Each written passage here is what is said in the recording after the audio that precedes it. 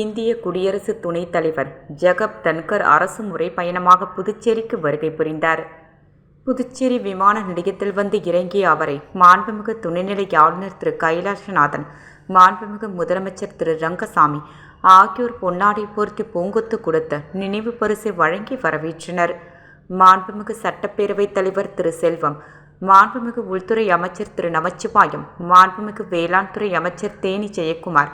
மாண்புமிகு சட்டப்பேரவை துணைத் தலைவர் திரு ராஜவேலு, பாராளுமன்ற மாநிலங்களவை உறுப்பினர் செல்வ கணபதி, பாராளுமன்ற மக்களவை உறுப்பினர் திரு வைத்திலிங்கம், அரசு கொறடா திரு வி ஆறுமுகம் என்ற ஏகேடி சட்டமன்ற உறுப்பினர்கள் திரு PML கல்யாணசுந்தரம், திரு ஆர் பாஸ்கர் என்ற தட்சிணாமூர்த்தி, திரு பிரகாஷ்குமார்,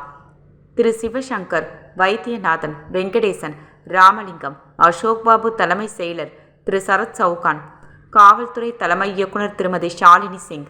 அரசு செயலர் மற்றும் ஆர் கேசவன் ஆகியோரும் மாண்புமிகு இந்திய குடியரசு துணைத் தலைவர் திரு ஜெகப்தீப் தன்கர் அவர்களை வரவேற்றனர்.